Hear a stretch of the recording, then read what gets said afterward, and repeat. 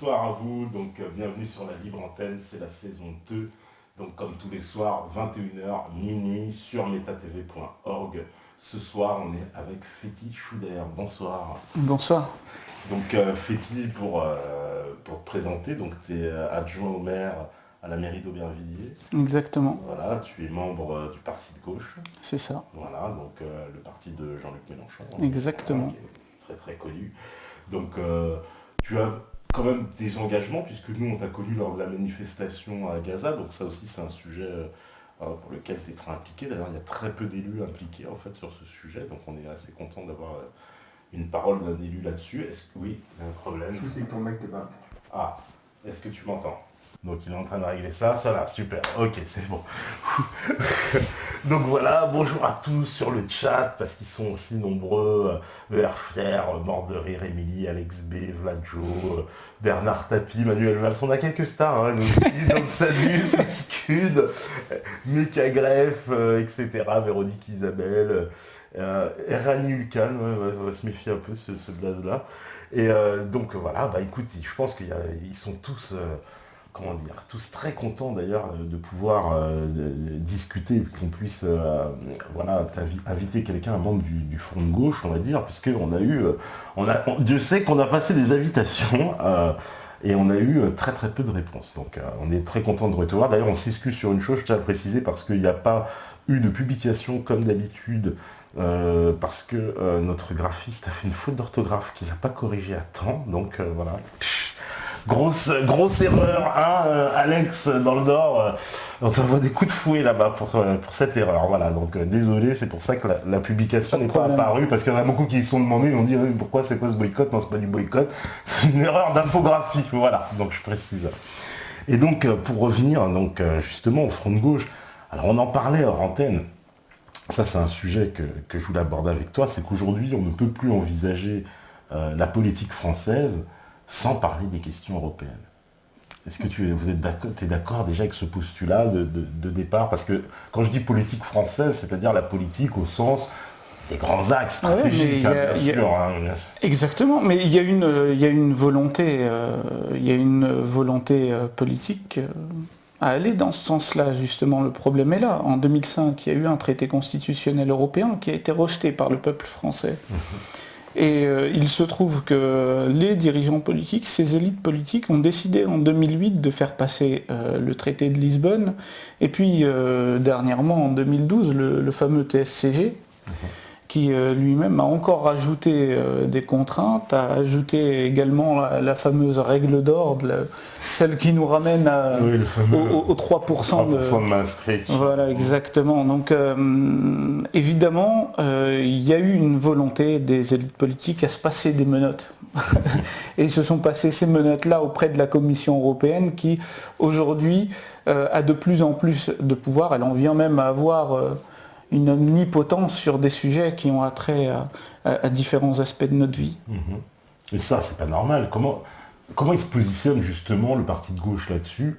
Puisque clairement, est-ce que par exemple au parti de gauche, il y a une idée de sortir de l'Union européenne, ou alors comment s'y prendre pour reprendre en main les choses? Écoutez, là-dessus, de toute façon à gauche, c'est un débat. Ce qui est sûr, c'est que sur le sujet de l'Europe, le parti de gauche avait émis une résolution sur l'euro qui date de 2011, hein, qui est visible sur le site internet du parti de gauche, qui donne notre position, c'est-à-dire celle d'entrer dans un rapport de force pour amener l'Europe à aller sur des orientations politiques qui amèneraient à un progrès social, qui n'est absolument pas le cas, et on le reconnaît aujourd'hui.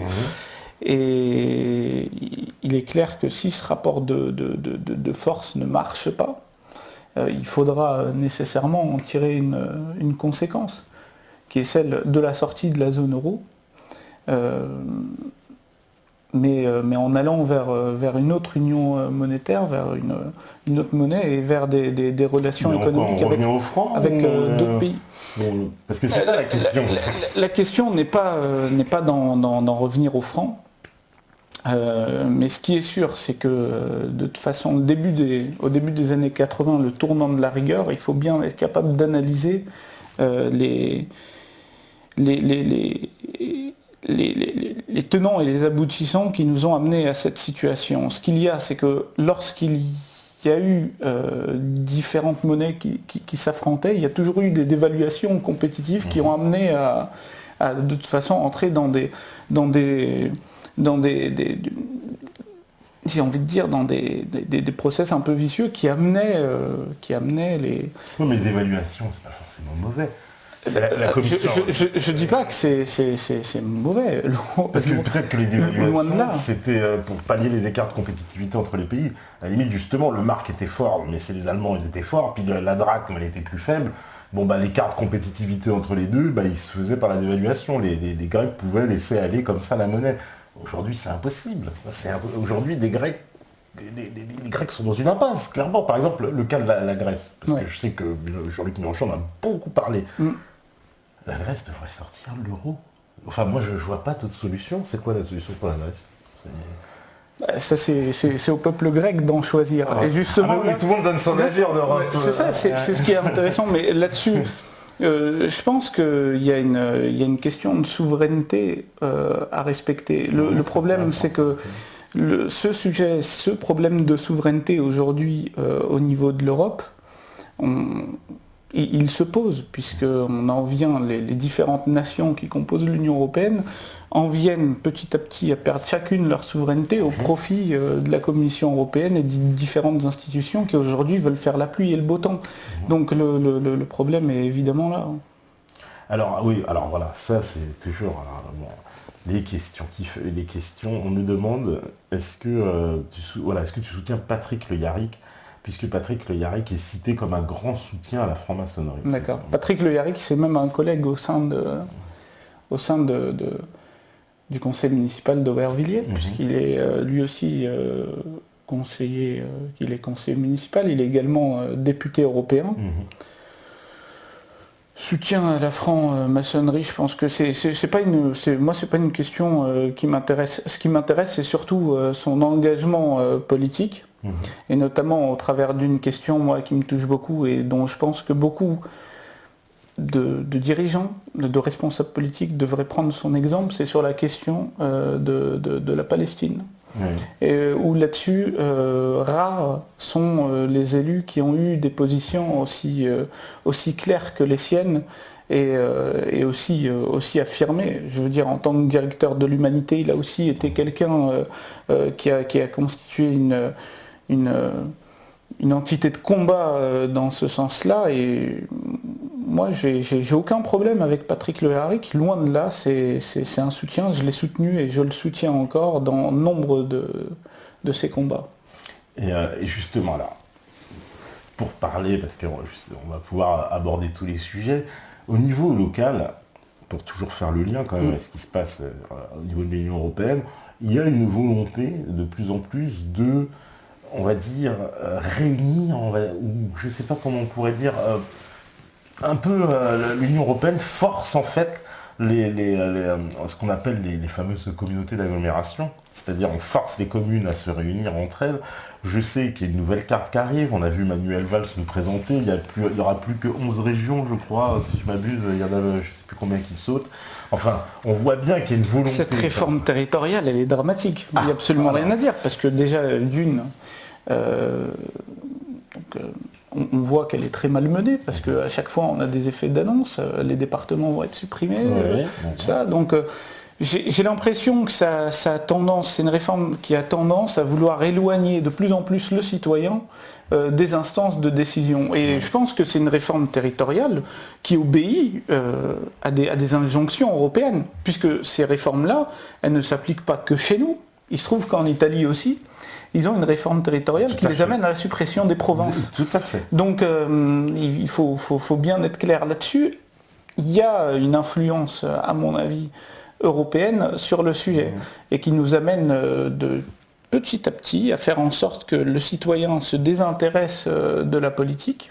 Et je pense que c'est un objectif affiché, même si ceux qui ont fait cette réforme ne veulent pas l'avouer, et qui a pour je pense que oui, les dirigeants européens, ce qui les intéresse, c'est que les citoyens s'intéressent de moins en moins à la politique. Le problème est là pour qu'ils puissent faire ensuite, pour que cette oligarchie qui est à la tête de l'Europe... Est-ce que les dirigeants français ne sont pas complices aussi de cette affaire? Parce que la plupart des gens, bon là je me fais l'écho un peu de ce que je dis, beaucoup de gens sont un peu, j'ai envie de dire, pour trouver le bon terme, j'ai envie de dire dégoûté, ouais, presque dégoûté de la politique qui est menée, de l'attitude de nos dirigeants face justement à ces dirigeants européens. On a des dirigeants qui se couchent littéralement, enfin qui sont à plat ventre. Ils se couchent non seulement sur ce sujet, comme sur beaucoup de sujets. Ouais. Il suffit, on en parlait tout à l'heure en antenne sur... moi, une affaire qui m'avait beaucoup frappé, c'était l'affaire Snowden, Ouais. où là-dessus on a pu voir la soumission de l'ensemble des dirigeants européens à l'impérialisme américain. Puisque, comme on le sait, Edward Snowden était recherché à ce moment-là. Evo Morales, qui était président de la Bolivie, démarrait donc avec son avion de Russie, et les États-Unis et Obama avaient demandé à ce que l'espace aérien soit fermé de façon à ce qu'on puisse fouiller l'avion de Snowden, l'avion de Morales, pour y voir si Snowden y était. Donc on a vraiment agi comme si on considérait le président de Bolivie comme un voyou. Pour moi, je le dis, c'est quelque chose qui m'a beaucoup mis mal à l'aise. C'est quelque chose qui m'a beaucoup mal à l'aise et qui m'a mis dans une situation particulière en tant que citoyen français vis-à-vis d'un président, où là encore sur la question de la Palestine, il a été exemplaire, il a été particulièrement exemplaire. Je suis désolé de revenir souvent sur cette question de la Palestine, mais c'est vrai que c'est un combat qui a constitué un engagement chez moi, un engagement militant en tant que politique extrêmement fort. Et j'ai envie de dire que c'est un sujet qui m'inspire naturellement. On a entendu d'ailleurs Mélenchon dernièrement faire une sortie assez remarquée, hein, on n'entend pas souvent quand même sur ce sujet-là, mais qui a poussé quand même une grosse gueulante sur les affaires, on va dire sur le CRIF, etc. C'est-à-dire tous les gens qui vous traitent d'antisémites toute la journée dès que vous critiquez la politique d'Israël. Parce que tout le monde est un peu excédé au front de gauche, parce que c'est vrai, récemment on a entendu quand même, c'est vrai, le CRIF et un certain nombre de représentants sionistes mettre en cause le front de gauche en parlant d'une alliance front de gauche, islamiste, djihadiste. Nous-mêmes ici on avait décrypté une vidéo où le discours était... Tout le long du discours, tous les intervenants disaient ça. Hein, parce que le front de gauche égale alliance avec les islamistes contre la Palestine. Parce que les fronts de gauche, vous seriez antisémite aussi par nature sans le savoir. C'est complètement idiot, mais aujourd'hui, oui, tous ceux qui ont l'audace de vouloir défendre la Palestine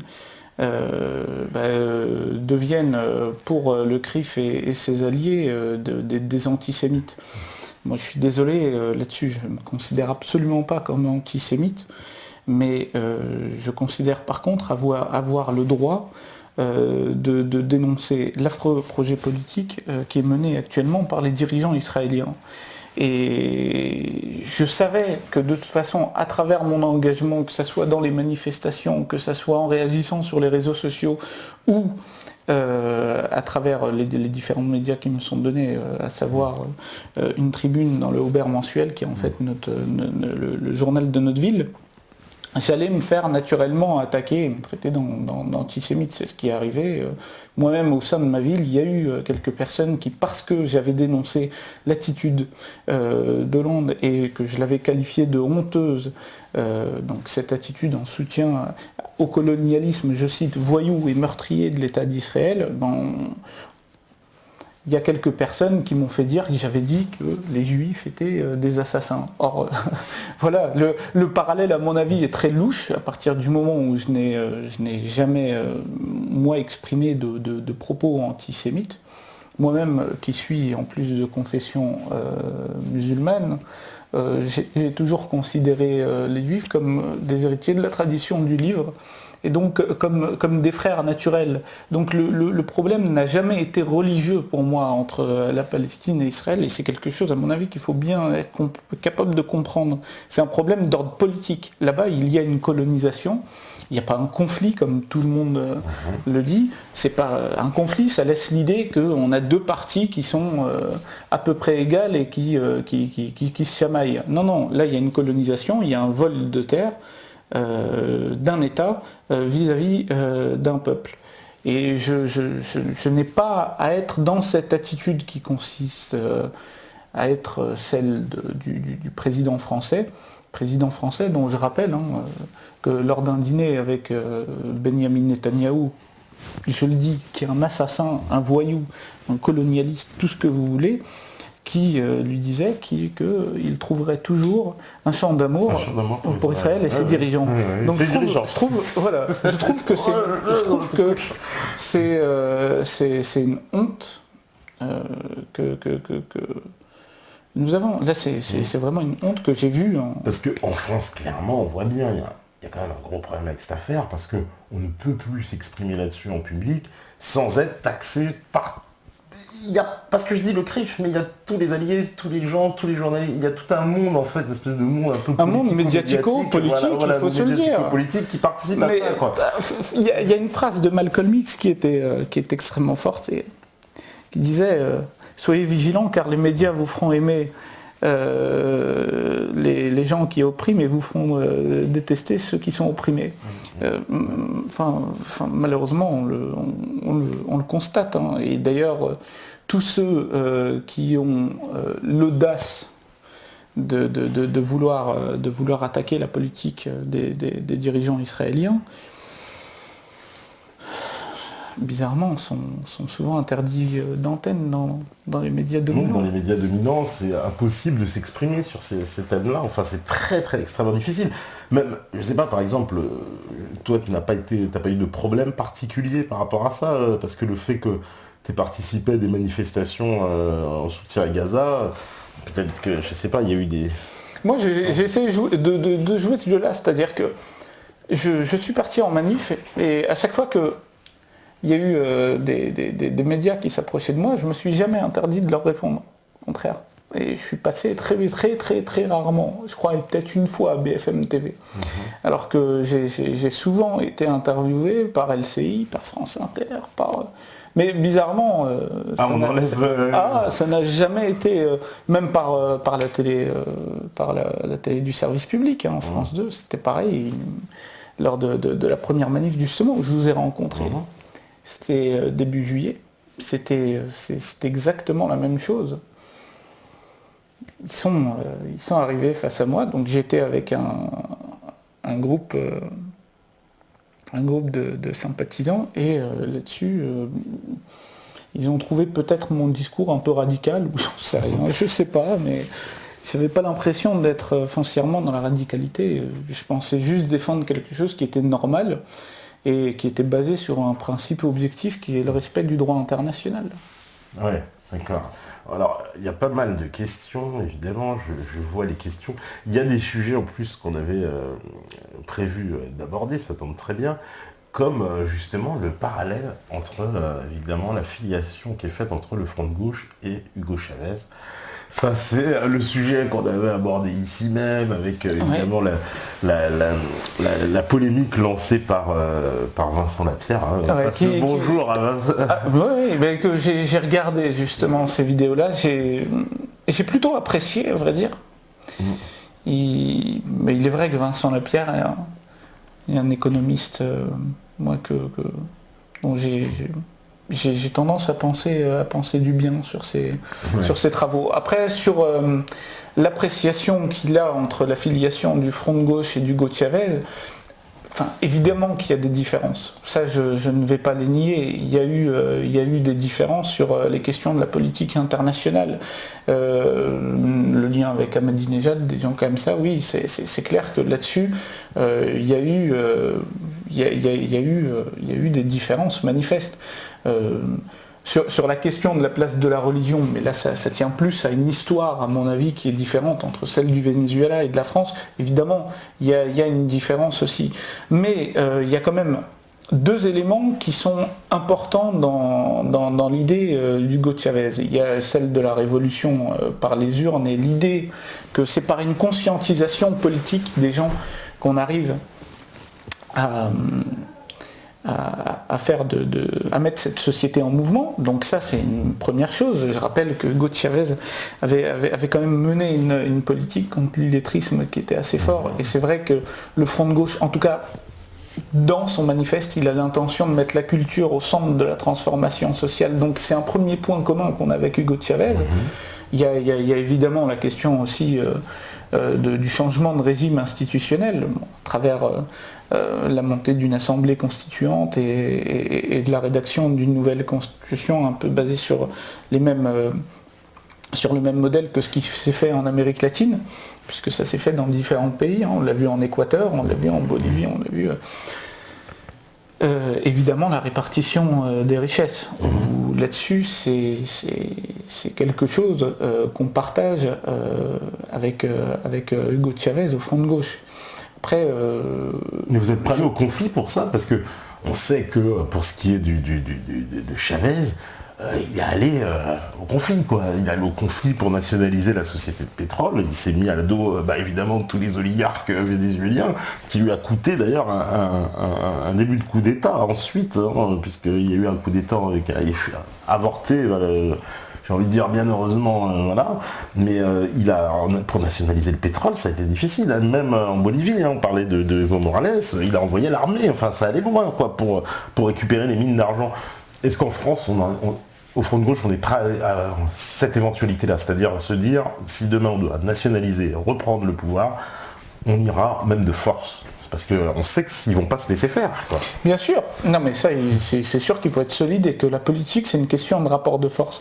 Donc il faut être capable de construire les choses. Mais je pense que la première composante d'un rapport de force politique, c'est avant tout l'expression du peuple. Expression du peuple qui, jusque-là, en Europe, a toujours été bafouée. On en a parlé tout à l'heure sur la question du traité de Lisbonne, là-dessus, qui s'est fait alors que 3 ans auparavant, le peuple français avait rejeté le TCE. Donc, là-dessus, s'il y a bien une chose qu'il faut garder en tête, c'est que si on a le peuple avec nous, bien sûr que là on a un rapport de force qui nous permet d'y aller franco. Donc pour moi c'est important, oui, on est prêt à partir du moment où on a... Je pense que rien ne compte plus que la souveraineté. La souveraineté. Donc est-ce qu'à un moment donné, pour être clair, si justement la souveraineté c'est important, dans l'Union européenne, il n'y a pas de souveraineté. Est-ce qu'il n'y a pas incompatibilité à réclamer plus de souveraineté et à appartenir à l'Union européenne? Est-ce qu'on n'est pas, par logique, obligé de sortir de l'Union européenne à partir du moment où on réclame plus de souveraineté? C'est pour ça que c'est au peuple de décider. Et c'est pour ça qu'à mon avis, il faut donner cette possibilité-là au peuple de... C'est-à-dire au Front de gauche, vous serez ouvert par exemple sur un débat sur cette question? En tout cas, est-ce qu'il y a une ligne d'ailleurs? En tout cas, ce qui est sûr, c'est qu'en interne, en effet, le débat a déjà été amené à se poser. On a déjà eu des congrès où la question s'est posée. Ça arrive, hein, là-dessus. On est quand même un parti où le débat se pose. Mais ce qui est sûr, c'est que ce que nous mettons au centre de notre idéologie politique, c'est évidemment cette question de souveraineté populaire qui est très prégnante chez nous et qu'on veut mettre au centre de toutes nos initiatives, en tout cas, ce qui est sûr, toutes celles où il y a des évolutions institutionnelles, donc c'est-à-dire au niveau le plus basique de la vie politique. Alors, si on reprend justement les bases militantes du parti de gauche et les bases militantes, par exemple, du Front National, est-ce qu'on ne peut pas dire que finalement, il y a énormément de points communs, mis à part le sujet, si on met l'immigration, on va dire, de côté comme sujet, est-ce qu'on n'est pas d'accord sur tout le reste, finalement? Est-ce qu'il n'y a pas une vision commune? Parce que la vision sur l'Europe, c'est un peu la même, la vision d'une renationalisation, d'une reprise en main, etc., c'est un peu la même. Ça diffère sur quoi, à part l'immigration, évidemment? C'est pas. Je pense que justement la question de l'immigration est extrêmement forte. C'est-à-dire que avec le Front National, on est dans l'idée d'un combat. Mélenchon disait justement souvent, ça se finira entre eux et nous. Ouais. Il faut savoir ce que cette phrase veut dire. C'est-à-dire que aujourd'hui, il y a deux grands mouvements en effet qui ont l'idée que le politique peut avoir un poids sur l'économie et sur la société. C'est d'un côté le Front de gauche et de l'autre côté le Front National. Ça, c'est clair. Sinon, on est, en tout cas tous les partis qui se trouvent au centre, cette pseudo-gauche qui fait pire que la droite, hein, le Parti Socialiste, et puis on en parlera après, cette droite qui a ce problème-là de empêtré dans ses différentes affaires aussi. Ces gens-là n'ont pas l'idée que le politique peut avoir un poids sur l'économie, sur les politiques sociales et tout ça. Au Front National, ils le pensent. Mais après, la question, c'est de savoir comment avoir ce poids. Est-ce que c'est par le social ou est-ce que c'est par l'ethnique? La question, on se pose là. Nous, au Front de gauche, on est très attaché à l'idée jaurès qui avait tendance justement à mettre les droits de l'homme et à faire en sorte qu'ils soient respectés. Ouais, mais le Front National, il n'y a pas de programme ethnique au Front National, il n'y a jamais eu... Sur la question de l'immigration, et regardez bien les propos de Marine Le Pen, moi j'ai un grand problème avec ce qu'elle dit sur l'immigration et sur la manière dont elle pose les choses. Quand elle disait combien de Mohamed Merah vont venir dans les avions, tout ça. Donc je pense que là-dessus, oui, il y a une question. D'accord, là on va dire que elle est opportuniste sur cette affaire. Mais quand on va au fond des choses et qu'on interroge des Français, quelle que soit leur couleur politique, est-ce que sur cette question de l'immigration, il n'y a pas quand même un consensus? Il n'y a pas vraiment de consensus, parce que justement là-dessus, Marine Le Pen veut faire croire que, en tout cas elle le dit, qu'elle peut avoir un poids sur l'économie et sur le politique, mais elle n'arrivera jamais. Elle n'arrivera jamais parce qu'elle veut rester empêtrée de toute façon dans le système de la Ve République tel qu'il est fait actuellement. Je l'ai jamais vu parler de réforme institutionnelle. On sait très bien qu'on ne peut mener, parce qu'elle se revendique elle aussi vouloir, à un certain moment, elle a revendiqué elle aussi s'intéresser avec Philippot à la question de la répartition des richesses. Mais dans le cadre des institutions actuelles, jamais vous n'arriverez à imposer, il faut le savoir, de nouvelles répartitions des richesses. Lorsque vous allez demander à ce que par l'imposition, vous soyez capable de soutenir une autre répartition des richesses, je vais me faire plus clair. Par exemple, je ne sais pas si vous avez vu la fameuse taxe que Hollande voulait créer vis-à-vis des revenus qui étaient supérieurs à 75%, 75% au-dessus d'1 million d'euros et tout ça. Enfin, c'était bien joli, mais une fois qu'il a essayé de faire passer le truc, le Conseil constitutionnel lui a dit non, c'est anticonstitutionnel. Donc on a des institutions aujourd'hui pour faire les garde-fous et empêcher à ce qu'on impose une nouvelle répartition des richesses. Donc Marine Le Pen, de toute façon, est enfermée dans cette contradiction-là. Si elle veut rester dans la Ve République, elle le fera. Mais pour moi, la différence est claire. Marine Le Pen dit grosso modo qu'elle veut changer les choses, mais pour moi, elle ne changera rien du tout parce que non seulement elle n'en a pas envie, je ne pense pas qu'elle en ait réellement envie, et deuxième chose, elle n'a pas l'idée que toutes les communautés peuvent être intégrées en France. La question de l'intégration est extrêmement importante. Moi, je ne la pose pas de la même façon que le fait Le Pen. Mais pourtant, Marine Le Pen, enfin moi, je ne prends pas parti. Je pose avec le programme. J'ai les programmes. je lis dans son programme, elle, qu'elle veut réduire, freiner l'immigration. Or, je le précise d'ailleurs qu'il y a une grosse hypocrisie parce que l'immigration, et c'est aussi un sujet de prédiction qui est dans les mains de l'Union européenne. On ne maîtrise rien sur l'immigration. Donc, mais pour moi, c'est pour ça. C'est qu'elle dit des choses dans son programme, mais de toute façon, dont elle ne se donnera pas les moyens pour l'assumer. Elle n'aura pas les moyens. De toute façon, si elle arrive demain, mais Sarkozy il avait fait pareil. Il avait dit je vais réduire l'immigration, machin, ce qui était faux d'ailleurs, il a augmenté l'immigration. C'est ce que je dis, c'est pour ça que... Et il a fait toute une campagne en disant je vais combattre l'immigration, il s'est fait élire sur ça quasiment. Et il a fait exactement le contraire, de toute façon il n'avait pas le choix. Mais elle pense à travers l'immigration avoir un poids sur la politique et un poids sur l'économie. Donc si elle le pense, très bien. Moi je pense qu'elle n'arrivera à rien du tout.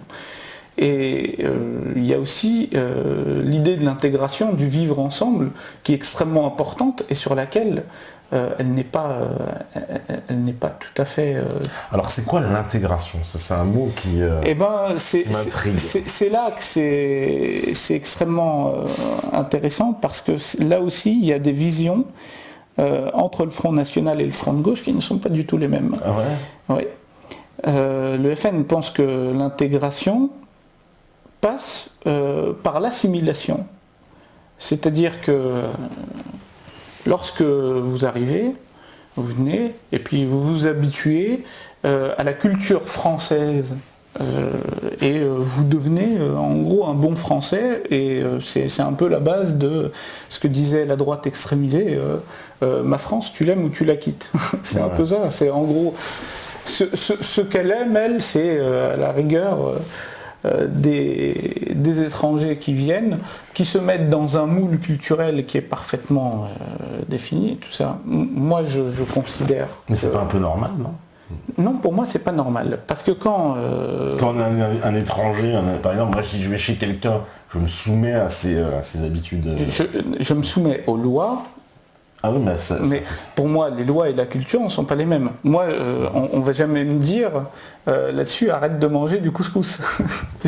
Voilà, c'est un exemple. Hein. Je l'explique comme je le pense. C'est-à-dire que là-dessus, il est hors de question que nous amenions les étrangers, les gens qui veulent s'intégrer, à devoir changer leurs coutumes culturelles. Au contraire, ils nous apportent, de ce point de vue-là, toutes ces différences culturelles consistent à en faire une richesse au sein de la société. Moi, je le vois à Aubervilliers. Ouais, attends, tu me dis richesse, mais est-ce que c'est pas justement la fin de la cohésion de la société? Parce qu'à force de... Là, c'est de la communautarisation de la société. C'est pas une communautarisation de la société. Si j'amène ma culture, je suis communautarisé quand même, puisque ma culture sera différente des autres, je la revendique, etc. C'est une forme de communauté. Mais le but n'est... Je refuse le terme de communautarisme. C'est-à-dire pourtant, ça ressemble beaucoup. Non, communautarisme, c'est faire en sorte que les communautés vivent chacune recluse et tout ça. Moi, c'est ça le communautarisme. Mais est-ce que c'est pas et le communautarisme, c'est mener une politique en fonction de communautés particulières. Oui, mais c'est ce qui se passe dans certaines mairies. De gauche, je peux donner l'exemple de Lille où il y a des heures réservées aux femmes pour la piscine, etc. Donc c'est une forme de communautarisme. Non ? Non, je considère pas comme ça. Sur l'île, ce qui était, il faut bien regarder l'histoire telle qu'elle est arrivée, on a fait en sorte que cette pratique apparaisse communautariste. Mais c'était pas une association, telle que j'ai eu ces infos-là et telle que je les ai recherchées. C'était pas pour une association de femmes musulmanes, l'ouverture de la piscine. Non, mais ça s'est fait pendant le Ramadan. Oui, mais c'était pas pour une association de femmes musulmanes. C'est un peu... Alors, pardonne-moi, mais là, c'est quand même de la mauvaise foi, parce que le quartier en question de Lille, qui est l'île Sud, est peuplé d'une majorité d'une population musulmane. On le sait. Après, en France, on n'a pas de statistiques réelles, mais on ne va pas se cacher derrière notre petit doigt quand même. Oui, mais ça n'a pas été demandé sur des bases religieuses, que je sache. ça. Des bases culturelles. Parce que, puisqu'on voulait pas, l'idée était de ne pas mélanger, en tout cas de rompre la mixité. Donc, pour en revenir justement à la question de... Je vais parler par l'exemple. À Aubervilliers, on a en effet différentes communautés. Nous avons voulu faire en sorte de les faire travailler tout ensemble, se rencontrer à chaque fois lors d'événements très particuliers, les mettre même dans des institutions à travailler ensemble. Et justement, les amener à comprendre l'autre dans ces différences culturelles, pourquoi il faut l'accepter et en même temps ne pas lui demander de changer. Maintenant, il y a un espace législatif, en effet, qu'il faut respecter. C'est-à-dire que là-dessus, quand on arrive dans un pays, je suis tout à fait d'accord, on en respecte les lois, ce qui est tout à fait logique. Mais pas la culture. On a des devoirs et des... Bien sûr, mais la culture, c'est très différent. Moi, j'estime que mais est-ce qu'on peut la loi s'estimer française, même si on n'a pas la culture française? C'est ça que j'ai du mal à comprendre, en fait. Non, parce que pour moi, il n'y a pas de culture proprement française. Ah bon? Non. Oh là, tu vas te fâcher avec beaucoup de gens. Mais je vais peut-être me fâcher avec beaucoup de gens. Il y en a beaucoup qui ne seront pas d'accord avec ça. Mais la France a toujours été un pays d'immigration. Elle a toujours été un pays d'immigration et elle a toujours été un pays qui s'est mêlé de différentes cultures. Oui, mais l'immigration, on va dire en France, c'est au 19e siècle. Non, on peut remonter beaucoup plus loin. On peut remonter beaucoup plus loin. Jusqu'à quand? Parce que là, on peut remonter beaucoup plus loin. Parce que moi, à part les immigrations du 19e siècle, les Italiens, les Polonais, effectivement, qu'on a fait appel dès la fin du 19e de Napoléon III pour aller bosser dans les mines, avant, il n'y a pas eu tellement d'immigration en France. Je vais aller vers...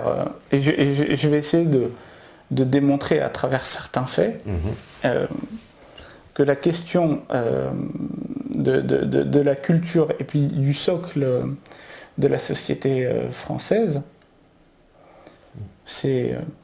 je vais parler par exemple d'un élément comme la laïcité. Ouais. L'idée même de séparer les affaires religieuses des affaires de la cité, donc de la politique, a été émise mais, des siècles avant qu'en France... non, ça date de 1905, c'est pas d'ici. La loi, oui, mais attention, moi j'explique la manière dont la laïcité, les premières formes de pensée laïque, sont apparues en société, ça intéressera beaucoup de monde peut-être, mais sont apparues en société musulmane. Il faut le savoir, les premières formes de laïcité, ils sont nés sous la plume d'un juriste, philosophe musulman, qui s'appelait Aboul Walid Mohammed ibn Rushd, qui se trouve être, qu'on connaît en Occident sous le nom d'Averroès. Ces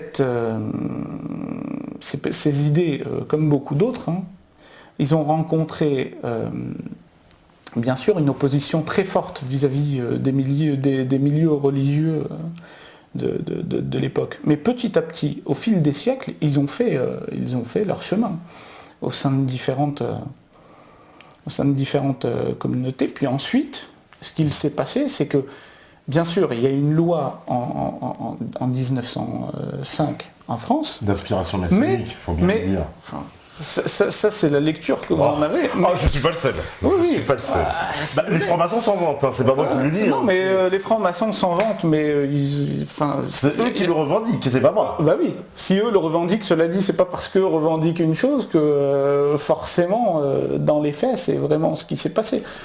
Je pense que l'histoire, d'ailleurs, ça l'a montré, elle peut s'écrire de différentes manières. Mais en tout cas, ce sur quoi je veux vraiment mettre le point, c'est que là-dessus, la laïcité, en tant que telle, est arrivée bien longtemps avant, et qu'il y a eu des influences de ce type-là qui ont touché les philosophes des Lumières. Parce que même si la loi est de 1905, ça touche les Lumières. Évidemment, deux siècles avant, enfin un siècle et demi avant, il y a eu quand même beaucoup de travaux de philosophes qui se sont appuyés sur des travaux qui avaient lieu des siècles avant, et notamment ceux d'Averroès. C'est un peu comme ça aussi qu'ils ont été oui, mais les lois, redécouverts. La loi de 1905, clairement... Elle est apparue d'un long travail philosophique qui a eu lieu avant, ça c'est sûr. Mais ouais, mais c'est aussi de la révolution issue directe de la Révolution française. C'est-à-dire c'est une continuité depuis la Révolution française, le Concordat de Napoléon, puis là on est arrivé à j'ai envie de dire, l'écartement total de l'Église, puisque avant les lois de Jules Ferry, c'est bien l'Église en France qui assurait l'éducation, avant 1880 je crois. Et donc, on peut dire que vraiment cette loi de 1905, loi qui, je le rappelle, avait pour but aussi de répertorier le patrimoine de l'Église, hein, puisqu'il était question aussi de ça. L'Église devait payer des impôts et les gens se sont opposés évidemment à ce que on compta le patrimoine et venaient dans les églises empêcher. Il y a eu des manifestations, ça a été terrible cette loi. On en parle, ça s'est pas passé comme ça. La France n'a pas accepté comme ça.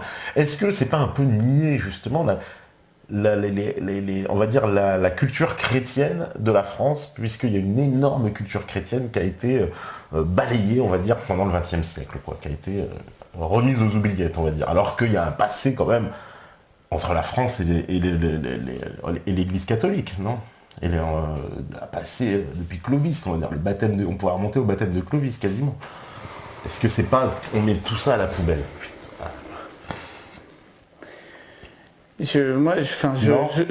Après, c'est là qu'on a deux visions peut-être mais peut-être parce qu'on a deux lectures de l'histoire qui sont différentes, hein, c'est possible et je le respecte tout à fait. Moi, je pense pas que il y ait vraiment des racines chrétiennes à l'idée française telle qu'on la conçoit aujourd'hui. Et je trouve que c'est plutôt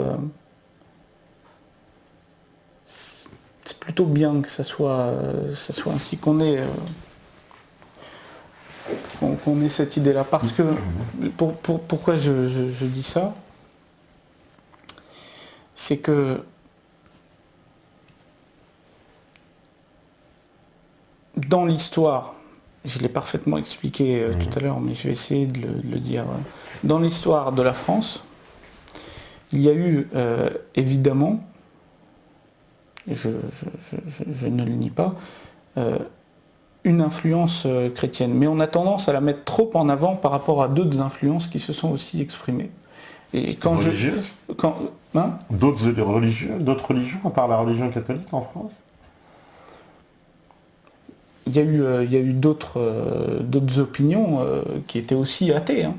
Il y a eu des influences athées, c'est ça que je veux dire. Oui, mais la religion catholique, il n'y a pas eu d'autres religions en France, à part au XXe siècle, mais avant, il y avait une dominante chrétienne, catholique, et puis on va dire qu'à l'arrivée du protestantisme, là, il y a des communautés. Mais l'histoire de la France n'a pas été figée. Il y a eu toute une histoire de migration qui a eu lieu. Il y a eu également les Arabes qui, à l'époque de leur expansion à travers l'islam et tout ça, qui sont arrivés quand même jusqu'à Poitiers.